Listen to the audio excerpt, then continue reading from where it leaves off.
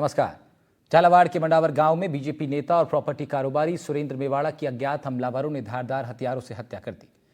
मेवाड़ा आज सुबह करीब 7 बजे अपने खेत से घर की तरफ जा रहे थे, तभी बदमाशों ने ताबड़तोड़ हमले करते हुए उन्हें मौत के घाट उतार दिया। सुरेंद्र मेवाड़ा की मंडावर इलाके में मजबूत राजनीतिक और सामाजिक पकड़ मानी जाती थी। क्षेत्र के बहुचर्चित सत्तू चौधरी हत्याकांड से भी उनका नाम जुड़ा रहा। ट्रायल कोर्ट ने उन्हें और 5 अन्य आरोपियों को उम्र कैद की सजा भी सुनाई थी, लेकिन बाद में हाई कोर्ट से सभी को जमानत मिल गई थी। पुलिस इसे रंजिश के एंगल से जोड़कर जांच कर रही है। एक तो ये मामला हुआ, दूसरी ओर चित्तौड़गढ़ शहर के कोतवाली थाना क्षेत्र के सेमलपुरा में एक होटल की छत पर दोस्तों के साथ डिनर कर रहे अजय राज सिंह झाला नाम के युवक पर हमलावरों ने 4 पिस्तौलों से ताबड़तोड़ 60 राउंड गोलियां बरसाकर उनकी हत्या कर दी। मृतक चित्तौड़गढ़ पुलिस के रिटायर्ड एएसआई का बेटा था। प्रत्यक्षदर्शियों के मुताबिक बजरी विवाद और काम को लेकर पुरानी रंजिश में करीब 30 से 35 हमलावरों ने हत्याकांड को अंजाम दिया। मृतक के दोस्त ने ईश्वर सिंह नाम के व्यक्ति और उसकी टीम पर हत्या का आरोप लगाया। इन 2 हत्याकांडों के अलावा भी कई जानलेवा घटनाएं हुई। डीह के कामा थाना क्षेत्र के सुनहरा गांव में भी राह चलते लोगों पर 2 युवकों ने अंधाधुंध फायरिंग कर दी। घटना में सरपंच प्रत्याशी के पैर में छर्रे लगे हैं। दोनों हमलावरों अवैध हथियारों के संग मौके पर लोगों ने पकड़ा है इनको। बाद में पुलिस को भी सौंप दिया गया। फिर एक और मामला आप देखिए। बांसवाड़ा के गढ़ी थाने से महज 500 मीटर की दूरी पर स्थित होटल गुरु कृपा में काम कर रहे एक नेपाली युवक के गले पर अज्ञात हमलावर ने धारदार हथियार से हमला कर दिया। युवक, जिसका नाम प्रेम बताया जा रहा है, बुरी तरह घायल हो गया। जिला अस्पताल में अभी भी उसकी हालत नाजुक बनी हुई है। सीकर में रॉयल्टी नाके पर काम करने वाले कर्मचारी के पैर तोड़ने के आरोपी सुनील मीणा को गोकुलपुरा थाना पुलिस ने गिरफ्तार किया है। कैंपर गाड़ी, देसी कट्टे, कुछ जिंदा कारतूस बरामद हुए। झुंझुनू के मुकुंदगढ़ कस्बे में 2 पक्षों में जमीनी विवाद के मामले में एक पक्ष के युवकों ने हमले की नीयत से कैंपर गाड़ी तेज रफ्तार से दौड़ाई। दूसरे पक्ष की महिलाएं डंडे लेकर उनके पीछे दौड़ी। 27 मई को दोनों पक्षों ने पुलिस को रिपोर्ट दी। पुलिस का कहना है दोनों पक्षों को पाबंद किया गया था, फिर भी ऐसा हो गया। अब आज सबसे बड़े मुद्दे में बात यही है कि सरेआम मर्डर, हमले हो रहे हैं, हमलावर बेखौफ है। बेखौफ किससे? कानून का भय नजर नहीं आता। पैनल पर चर्चा करेंगे। पहले मृतकों के परिजनों का क्या कहना है वो दिखाते हैं आपको, कुछ अन्य प्रतिक्रियाएं भी दिखाते हैं। के खिलाफ साजिश हुई है साहब। सुबह सुबह मंदिर बालाजी के जाते थे रोज की तरह। लोग आए और उनका मर्डर करके चल गया। हमें सूचना मिली, हम उनको लेके सीधा हॉस्पिटल लेके आए। यहाँ पर आके मृत्यु घोषित की उनको। गोली लगने की बात भी सामने आ रही है। गोली भी लगी है जी सर। गोली लगने की बात भी सामने है। गोली भी लगी है सर। उनके धारदार हथियार से वार हुआ है। हाथ पेट में सब जगह कट देखे उनके। कितने लोगों की हत्या हुआ? कम से कम 5 से 6 लोग हो गए सर। हमलावरों ने हमला किया उन पर? हाँ बिल्कुल। ये पुरानी रंजिश को लेकर ये घटना हुई है। क्या हुआ था वैसे, आप बताइए कौन कौन थे वैसे, थोड़ा बहुत नाम जो भी। नाम तो अभी आपको हाँ बताया हाँ नहीं वो ठीक है। किस प्रकार की रंजिश थी? पुराना मुकदमा हुआ था कपासन, उस बात को लेकर वो गिरफ्तार नहीं हुए थे तो खुले घूम रहे थे। उसके बाद में ये वापस रंजिश लेकर उसने गोली मार दी इसकी। क्या कहाँ घटना हुई है? कितने बजे की घटना 10:30-11 बजे की बात है लमसम। ये अपने सेमलपुरा मोड़ पे। कितने दिन आए थे? 15-20 आदमी थे, 3 गाड़ियाँ थी। हम लोग विकास होटल पे खाना खाने गए थे। अजय राज सिंह झाला, शैलेंद्र सिंह शेखावत, गजेंद्र सिंह डेट और मैं, हम चारों खाना खा रहे थे होटल के ऊपर। ईश्वर सिंह और उसकी टीम आई 30 से 35 जने 5 से 6 गाड़ियों में, जिसमें ईश्वर सिंह, कुलदीप सिंह, मोंटी सिंह डगलाखेड़ा और राजपाल सिंह, राहुल जामोला, विक्रम सिंह, कमल सिंह और भी नरेहा। कम से कम 30-35 जने थे ये। कम से कम 60 फायर हुए, 4 पिस्टलें चली 20 मिनट तक। 100 नंबर 112 नंबर पे भी फ़ोन करने के बावजूद भी कोई रिस्पॉन्स नहीं मिला। आदमी को हम बिरला हॉस्पिटल लेके गए तो डॉक्टर पेशेंट को देखती पहले भाग गया। 2 स्टाफ सदर थाने से आए, 2 स्टाफ सिटी कोतवाली से आए। दोनों ने कहा कि डॉक्टर नहीं आएगा, आदमी मर चुका है और आदमी जिंदा था। पैनल पर चर्चा की करेंगे शुरुआत। प्रीति शर्मा भारतीय जनता पार्टी की प्रवक्ता के नाते से जुड़ रही हैं। स्वागत है मैम आपका। अमनदीप चौरी एडवोकेट हैं हाई कोर्ट के, स्वागत सर आपका भी। योगेंद्र कुमार जोशी साहब पूर्व आरपीएस अधिकारी रहे हैं। प्रियदर्शी भटनागर कांग्रेस के प्रवक्ता के नाते से हमारे साथ हैं। चारों लोग का बहुत बहुत स्वागत कर रहा हूँ। सबसे पहले प्रीति शर्मा जी के पास चलेंगे। प्रीति मैम, आपकी सरकार है और जो तमाम प्रकरण मैंने बताए उन सबको बताने का उद्देश्य दरअसल यही था कि लगातार इस तरह की घटनाएं हो रही हैं और जिससे बड़ा सवाल जो खड़ा हो रहा है वो कानून के भय के ऊपर हो रहा है। सवाल यह है कि अपराधियों में जिस तरह का माहौल होना चाहिए कानून के डर को लेकर के, पुलिस के खाकी के डर को लेकर के, वो उस रूप में दिखाई नहीं देता है। कई जगहों पर अब पुलिस बहुत अच्छा काम कर पा रही है, उसके बावजूद वो भय नहीं क्रिएट हो रहा अपराधियों में। सरेआम हत्याएं हो रही हैं, एक जगह नहीं कई जगहों पर। एक बड़ा सवाल खड़ा होता है इससे पुलिस की तमाम पूरी कार्यप्रणाली पर, जो कि सफल हो पाई है या नहीं। राहुल जी, ये जितनी भी घटनाएं आपने मुझे बताई, इसमें कोई दो राय नहीं है कि ये घटनाएं बहुत ही दर्दनाक हैं और इन पर लगाम लगाना बहुत आवश्यक है। लेकिन आपको ये भी मानना पड़ेगा कि ये सारी घटनाएं जितने भी लोगों ने की वो सारे हिस्ट्री शीटर है, यानी कि वो अपराधी प्रवृत्ति के ही लोग हैं। उनका काम ही डेली यही है। उनको किस तरीके से रोका जाए, कानून व्यवस्था को किस तरीके से सुचारू रूप से चलाया जाए, इसके लिए जो कदम हमें उठाने चाहिए वो लगातार हम उठा रहे हैं। और आपको मानना पड़ेगा ये चीज कि ये घटनाएं होने के बाद पुलिस ने लगातार एक्शन में आके और कंट्रोल किया है स्थिति को। क्योंकि झालावाड़ में जो स्थिति थी, ये जो मेवाड़ा जी की डेथ हुई है, उनकी जो मर्डर हुआ है, वो उनका पहले से नाम सत्तू चौधरी गैंग में हत्याकांड में शामिल था। उनको आजीवन कारावास की सजा भी हो चुकी थी। राहुल जी, मानना पड़ेगा कि हिस्ट्री शीटर यानी कि वो पहले से ताक लगाए बैठे थे, वो इस मौके का इंतजार कर रहे थे कि कब मौका मिले और उन पर इस तरीके का वार किया जाए। अगर ऐसा नहीं होता तो शायद ये घटना नहीं होती। लेकिन झालावाड़ में इस घटना को होने के बाद मामले को शांत करना और अपराधियों को उनके मुकाम तक पहुंचाना, अपराधियों को धरपकड़ करने के लिए लगातार प्रयास जारी है और ये जारी रहेंगे। इसमें जो भी शामिल होंगे। और रही बात दूसरी हत्याकांड, हम चित्तौड़गढ़ की बात करते हैं, वो भी रंजिश का एक हिस्सा है, उसमें भी देखेंगे, उसमें भी हिस्ट्री शीटर ही शामिल है सारे। तो ये हिस्ट्री शीटर्स कहां से आते हैं, कैसे पकड़े जाएंगे, वो सारी रूपरेखा हमारी सरकार लगातार बना रही है, लगातार इस पर काम कर रही है। और जिस तरीके से कार्रवाई होनी चाहिए, पुलिस डिपार्टमेंट की जिस तरीके से कार्रवाई होनी चाहिए, एक तरीके से मैं बात कर सकती हूँ कि जितना जल्दी इस पर एक्शन लिया जाए उतना जल्दी रोका जा सकता है इन हत्याओं को। तो पुलिस अपनी कार्रवाई कर रही है, लेकिन इन हिस्ट्री शीटर को आप कहते हैं कि कानून का डर नहीं है। राहुल जी, मैं आपको बिल्कुल कहना चाहूंगी कि कानून का डर हिस्ट्री शीटर्स में व्याप्त करने के लिए हमें जो कार्रवाई करनी चाहिए, हम लगातार उस पर ही काम कर रहे हैं। अभी आप भीलवाड़ा का कांड देख ले, जुलूस निकाला गया। अभी रिसेंटली थोड़े दिन पहले की बात करें, ड्राइवर को जब एक हिस्ट्री शीटर ने सीमेंट चोरी के आरोप में जेसीबी मशीन से उल्टा लटका के मारा था, उसका हमने फार्म हाउस पर उसका फार्म हाउस हमने बुलडोजर चलाया। तो इस तरीके से हम लोगों को, हम ये जो आपराधिक प्रवृत्ति के लोग हैं उनको रोकने के लिए लगातार काम कर रहे हैं। कानून प्रक्रिया का जो पालन है वो करना चाहिए, वो कर रहे हैं। और हम लगातार प्रयास करते हैं कि इस तरीके की घटनाओं को रोका जाए। प्रियदर्शी भटनागर साहब, आप सहमत हैं इस बात से? की तो बीजेपी की प्रवक्ता ने जानकारी दे दी। मैं इनको ये बता दूं, वास्तविकता यह है कि राजस्थान के अंदर एक कमजोर, बिना विजन की, पर्ची की फेलियर सरकार है। जब मुख्यमंत्री को ही 6 महीने में 3 बार जान से मारने की धमकी दी जाती है, जब 5 जिलों के कलेक्ट्रेट को बम से उड़ाने की धमकी दी जाती है, उसमें रिजल्ट कुछ नहीं निकलता है। जब आप इनको मैं उदाहरण देना चाहता हूं, कुछ इन्होंने दिए, कुछ मैं दे दूं। मैं इनको खुद बताना चाहता हूं, जयपुर में सांगानेर के अंदर जब पुलिस कर्मी के द्वारा गर्भवती महिला के साथ दुष्कर्म किया जाता है, 3 साल के बच्चे के साथ में कांस्टेबल के 3 साल के बच्चे की माता का दुष्कर्म किया जाता है कांस्टेबल के द्वारा। जब रक्षक ही भक्षक बने हुए हो, तो ये अराजकता का भी राजस्थान में ऐसा बुरा हाल है कि अब कब तक सहेगा राजस्थान। अभी तो इन्होंने जिन मेवाड़ा साहब की बात कर रहे थे, जिनकी आज हत्या की गई है, उनकी पृष्ठभूमि में इन्होंने जानकारी, एक बार बात सुन लेते हैं। उनकी पृष्ठभूमि इन्होंने बताई है कि उनको आजीवन कारावास की भी सजा हो चुकी है।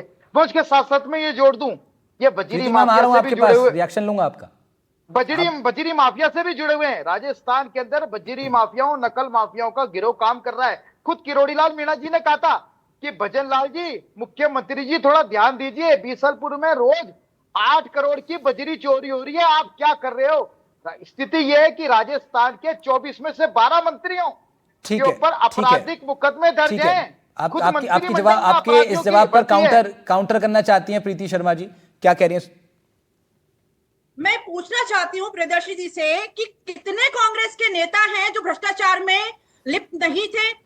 आप मुझे बताइए कि बजरी माफिया की जो आप बात कर रहे हैं, बजरी खनन की जो आप लगातार बात कर रहे हैं, कितने ऐसे इंसिडेंट थे जो कांग्रेस के शासनकाल में हुए और कितनों पर आपने आपके कार्रवाई सामने की? मैं तो बताती हूँ आपके आपको, सामने हमारी तो आज सरकार का ही उदाहरण है। 2023 में दिसंबर में आप जब उस से आई उदाहरण है, के तो जवाब फरवरी दीजिए मेवाड़ा जी के। 2024 से लगातार मैंने अवैध आपके खनन के किरोड़ी खिलाफ लाल हम मीणा जी कार्रवाई का कर रहे मैंने हैं। आपके प्रियदर्शी किरोड़ी जी, लाल मीणा जी का आपके उद्बोधन बताया, शासनकाल में उसका जवाब प्रियदर्शी जी, दीजिए, उसका हमारे जवाब दीजिए आप। शासनकाल में मंत्री खुद आके करप्शन को, आपके भ्रष्टाचारियों 24 को में अंदर से करवा 12 रहे हैं। मंत्रियों पर किरोड़ी लाल आपराधिक जी हमारे मुकदमे वरिष्ठ दर्ज हैं। नेता हैं और आपको पता होना चाहिए आपके कि खुद के अवैध मुख्यमंत्री खनन ने को रोकने के लिए 18/2/2024 को एक रिव्यू कमेटी बनाई है।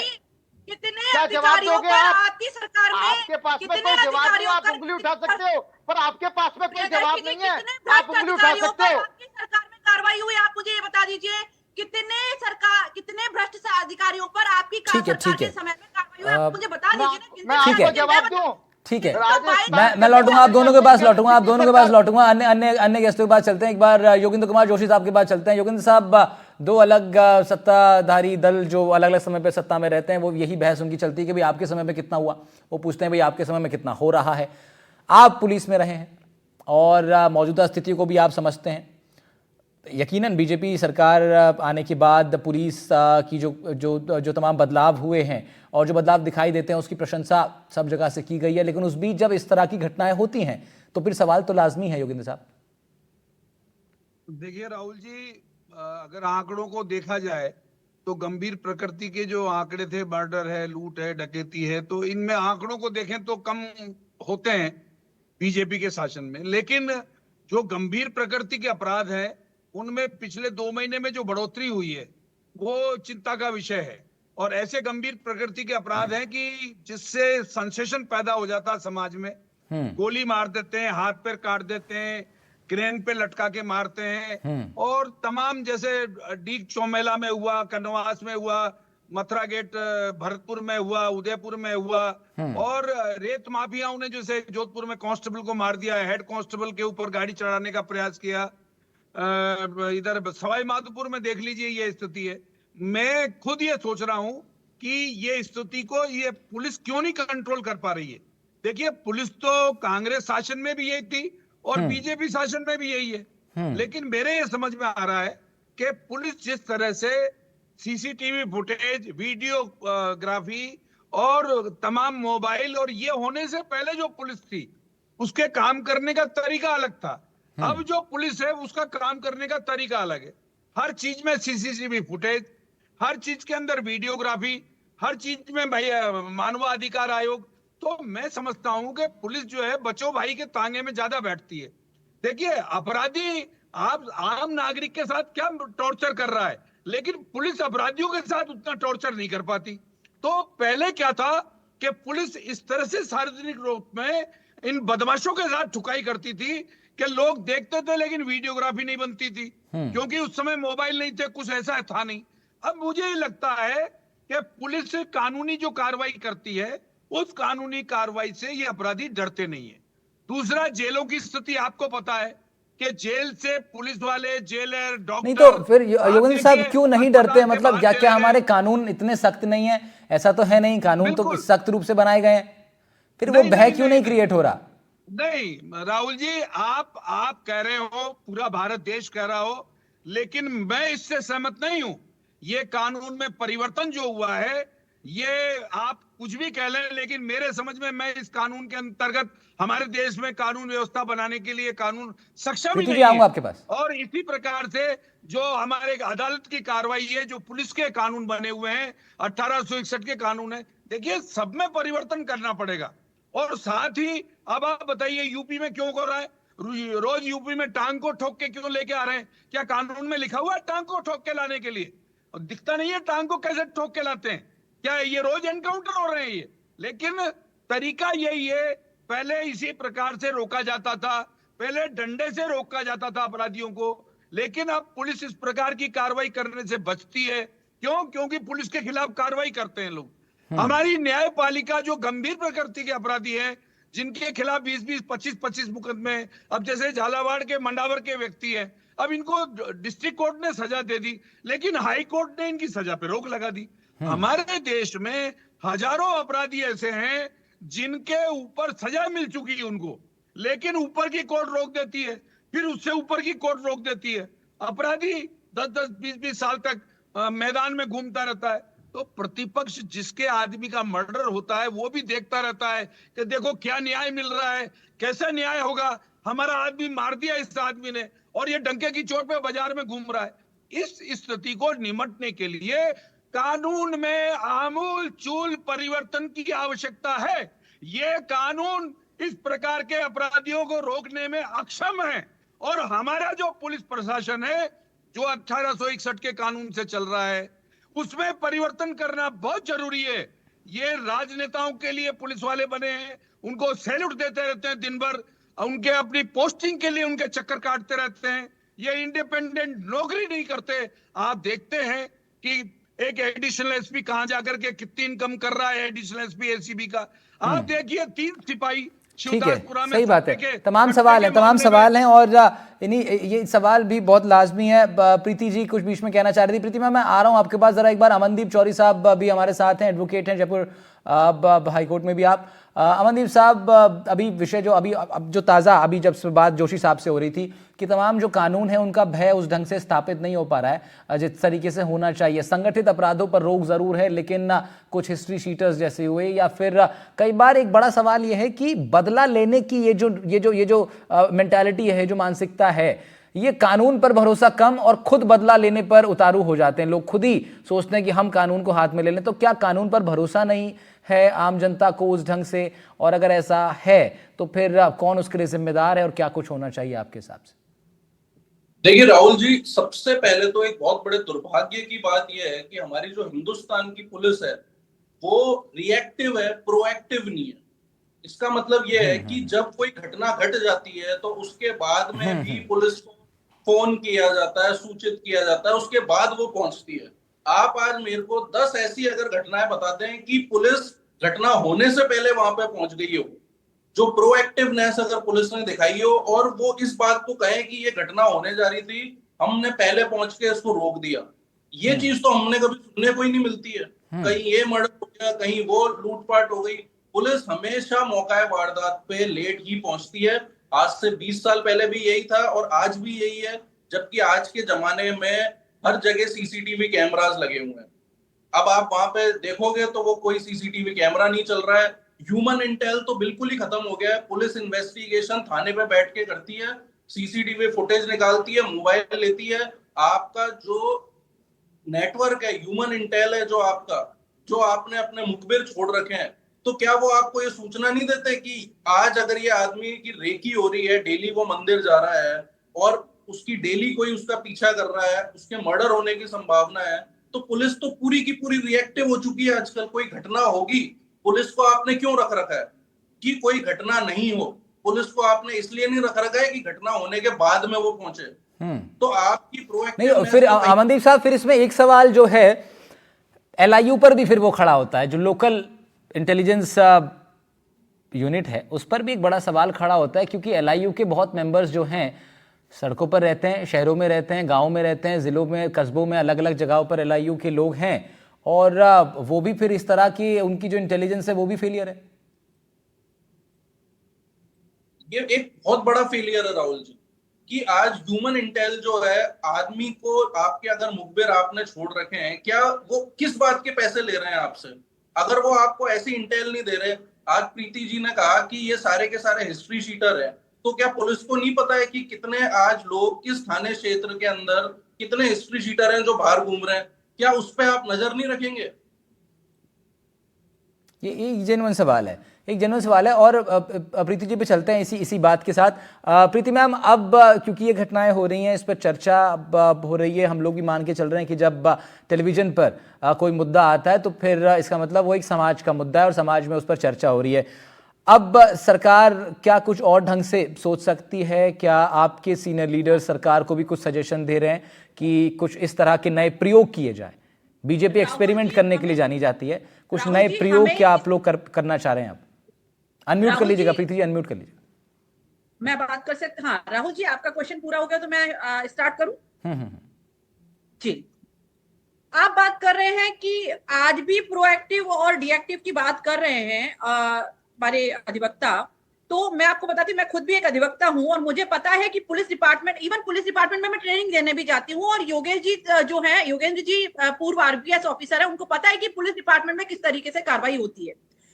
जब कोई भी घटना होती है कि पुलिस उस समय पहुंचती है जब घटना हो जाती है। तो आपको मैं बता दूं, जिस जगह पर घटना हुई वो महत्वपूर्ण होता है, घटना कहाँ हो रही है।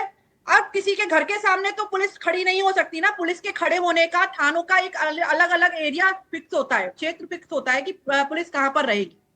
रही बात इंटेलिजेंस की, तो जो रंजिश में अगर किसी के को 1% भी भनक लगती है तो पुलिस तक ये सूचना पहुंचती है।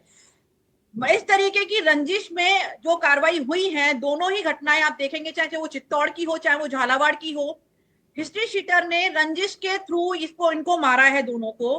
तो इस रंजिश में या तो डिस्कशन मैं समझता हूं, ये चर्चा जो है अभी हमारी पैनल की, ये वहीं पर आ गई है घूम के जहां से आपने बात शुरू की थी कि ये सब हिस्ट्री शीटर्स हैं। तो मैं समझता हूं अमनदीप साहब ने एक सवाल उठाया कि अगर वो हिस्ट्री शीटर हैं तो पुलिस को उन पर निगरानी तो रखनी पड़ेगी ना। राहुल जी, मैं यही कहना चाह रही हूँ ना, हिस्ट्री शीटर है तो पुलिस को निगरानी रखनी चाहिए। बिल्कुल पुलिस निगरानी रखती है, लेकिन पुलिस इंटेंशन का कैसे पता लगा सकती है जब तक या तो ये लोग कहीं एकत्रित हो रहे हो, कुछ इस तरीके की प्लानिंग कर रहे हो, तो पुलिस पता लगा सकती है। उनके जो मुखबिर है उनको पता चल सकता है। बहुत सारी चीजें होती हैं, बहुत आसान होता है कि इसका जवाब जोशी साहब से ले लेते हैं। योगेंद्र साहब, प्रीति जी पूछ रही हैं कैसे पुलिस पता लगाएगी, कैसे पुलिस पता लगाएगी? कोई ग्रुपबाजी होगी, कुछ प्लानिंग बनेगी सार्वजनिक रूप में, तभी तो पता लगा सकते हैं, या कोई अन्य तरीका भी है पुलिस के पास? क्या आप सहमत हैं प्रीति जी की इस बात से? मेरी बात पूरी होने दीजिए पहले। मैं इतना कहना चाह रही हूँ कि पुलिस डिपार्टमेंट में जिस तरीके से कंटिन्यू कार्रवाई चल रही है और पुलिस डिपार्टमेंट ने जितना एक्टिवली भाजपा की सरकार आने के बाद अपना कार्य करना शुरू किया है, वो एक अलग विषय है कि भाजपा की सरकार आई या नहीं आई। विषय ये है कि कानून का भय नहीं स्थापित हो पा रहा कांग्रेस की सरकार में भी और आपकी सरकार में भी। योगेंद्र जोशी साहब जवाब दीजिए, पुलिस के पास कोई तरीका नहीं होता क्या? आप ये देखिए, हमारा जो कानून है ना, हमारा सुधारात्मक कानून है राहुल जी, हमारा सुधारात्मक कानून है, और हमारे कानून में जो प्रोविजंस बने हुए हैं, इस बात से सहमत बिल्कुल नहीं हूँ।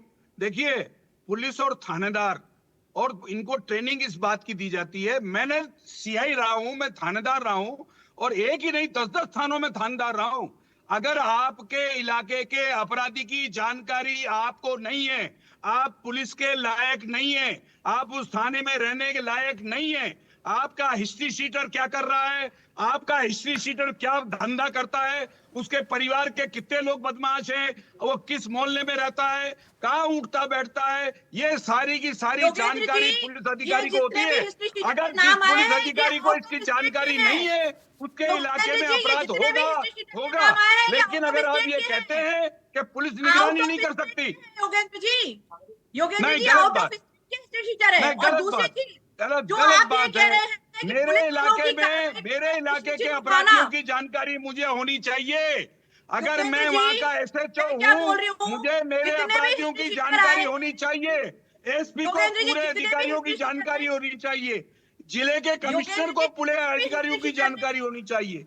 मैं बिल्कुल सहमत नहीं हूँ। अगर अधिकारी को जानकारी नहीं है तो थाने में रहने काबिल नहीं है। अगर एसपी को उसके अधिकारियों की जानकारी नहीं है कि उसके अधिकारी भ्रष्ट है, ईमानदार है, तो एसपी को उसके जिले में रहने का अधिकार नहीं है। कमिश्नर को जानकारी नहीं है तो कमिश्नर को उस जिले के अंदर रहने का अधिकार नहीं है। ठीक है प्रियदर्शी भटनागर कांग्रेस की जब सरकार थी, ठीक है जोशी साहब, अपराध अगर होगा तो इसमें पुलिस की बिल्कुल शय होती है। ठीक बात। बुलाए हुए लोग हैं, ये आउट ऑफ स्टेट के लोग हैं, जितने भी नाम आपके सामने आए हैं। उससे क्या मतलब है मैम, आउट ऑफ स्टेट के लोग से क्या मतलब? वो तो प्लानिंग तो आपके क्षेत्र में रहकर वो कर रहे हैं। जो आप पुलिस की कार्रवाई, उनकी कार्रवाइयां तो मैं ये कहना चाह रही हूँ कि अगर आप पुलिस की कार्रवाई पर लगाते हैं तो बिल्कुल सरासर गलत है। पुलिस एक्टिव है, पुलिस ने गिरफ्तारियां की भी है, हमारे राजस्थान के नहीं, एक मिनट जोशी साहब, एक मिनट, जस्ट अ सेकंड, मैं इस डिस्कशन में बिल्कुल वाइंड अप कर रहा हूं। एक सेकंड प्रीति मैम, आप पुलिस डिपार्टमेंट का जो पक्ष, जोशी साहब एक मिनट, मैं कह रहा हूं प्रीति जी, आप पुलिस डिपार्टमेंट का जो पक्ष ले रही हैं, इसलिए ले रही हैं कि मौजूदा वक्त में पुलिस आपकी सरकार के अंडर है, सिर्फ यही कारण मुझे दिखाई दे रहा है? दूसरा कारण हो तो आप बताइए। अगर ये घटना कांग्रेस सरकार में हुई होती तो क्या आप ये सारे तर्क दे रही होती? अपना मत समझो, पुलिस मैं कह रहा हूं अगर ये सब घटनाएं कांग्रेस सरकार में हुई होती तो क्या आप ये तर्क देती? बस मेरा इतना ही सवाल है। कांग्रेस सरकार में पुलिस डिपार्टमेंट को छूट नहीं दी गई थी। कांग्रेस सरकार में अधिकारियों पर कार्रवाई नहीं की गई थी। हमारी सरकार में अधिकारियों पर, जो भ्रष्ट अधिकारियों पर लगातार कार्रवाई जारी है, जो भ्रष्टता में लिप्त है उन पर लगातार कार्रवाई जारी है। इसलिए मैं ये पक्ष ले रही हूँ। तो कार्रवाई हो रही है तो इसका मतलब गड़बड़ है ना, गड़बड़ है तभी तो कार्रवाई हो रही है। आप कह ठीक है राहुल जी क्या कहते हैं, ठीक है पकड़ लेते हैं तो कहते हैं हम पकड़ रहे हैं। अरे भाई होना ही नहीं चाहिए ना, आपके रहते हुए एक एडिशनल एसपी कितनी चोट वसूली कर रहा है, ठीक बात है। एक बार सिपाही 25-25 लाख रुपए ठीक मांग रहे हैं, ठीक है, तो ये कोई पकड़ लिया तो बहुत बड़ा काम थोड़ी है। सही बात है। अमनदीप साहब के पास चल रहा हूं, एक बार अमनदीप साहब एक बार वाइंड अप कमेंट आपका, आप किस ढंग से देख रहे हैं अभी मौजूदा सिचुएशन को, और फिर प्रियदर्शी साहब से 10 सेकंड और। अमनदीप साहब जल्दी से अपनी बात। रोक लगनी चाहिए। देखिए राहुल जी, सबसे जरूरी बात यह है कि पुलिस प्रशासन को रिएक्टिवनेस से पहले प्रोएक्टिवनेस पे काम करना जरूरी है। प्रोएक्टिव तभी बढ़ेगी जब ह्यूमन इंटेल, आपका जो मुखबिरों का नेटवर्क है, किस इलाके में कितने हिस्ट्री शीटर है, सही बात है, वो हल्का पड़ता नजर आ रहा है, उस पर काम करना ही चाहिए तेजी के साथ, तभी घटनाएं कम होंगी। प्रियदर्शी भटनागर 10 सेकंड आपके पास। देखिए, राजस्थान में भजन लाल जी मुख्यमंत्री जी के नौसिखियापन के कारण आज अराजकता का माहौल है। मैं इनसे पूछना चाहता हूं, इन्होंने 15 महीने के कार्यकाल में एक भी पुलिस अधिकारियों के साथ के अंदर कोई राज्य स्तरीय समीक्षा बैठक नहीं करी। इन्होंने पुलिस प्रशासन को बिना निर्देश के खुला छोड़ दिया है। इसी के कारण ये अराजकता का राज है। कांग्रेस राज में हर महीने माननीय मुख्यमंत्री जी राज्य स्तरीय समीक्षा बैठक लेते थे। ऐसा कोई उदाहरण इनके पास में है क्या? ऐसा एक भी उदाहरण इनके पास में नहीं है। इसी के कारण आज ये हालात हो रहे हैं। ठीक है, तर्क सबके अपने अपने हैं, तर्क सबके अपने अपने हैं, लेकिन तमाम तर्कों के बीच एक सच्चाई ये भी है कि बीते कुछ दिनों में काफ़ी लोगों ने अपनी जान गंवाई है तमाम अलग अलग घटनाओं में, चाहे वो हिस्ट्री शीटर्स के हाथों हो, चाहे एक आम आदमी को आए आक्रोश के कारण। लेकिन मुख्य बिंदु सवाल यही, कानून का भय क्यों नहीं है, कानून का इकबाल उस ढंग से स्थापित क्यों नहीं है? सरकार किसी की भी हो, सवाल खाकी की उस व्यवस्था पर है जो जारी तो है लेकिन उसका भय स्थापित नहीं हो पा रहा है। शुक्रिया आप सभी का इस चर्चा में जुड़ने के लिए। प्रीति जी बहुत शुक्रिया, योगेंद्र साहब बहुत शुक्रिया आपका, प्रियदर्शी भटनागर साहब आपका बहुत शुक्रिया, अमनदीप साहब बहुत बहुत शुक्रिया आपका भी। बेखौफ है हमलावर, इसी पर कर रहे थे हम चर्चा। आपकी जान से जुड़ी हुई ये बात है, ये जान से जुड़ा हुआ विषय। इस तरह के तमाम संवेदनशील और गंभीर विषयों पर एनडीटीवी राजस्थान करता है चर्चा। मेरा नाम था राहुल भारद्वाज। फिलहाल इतना ही, नमस्कार।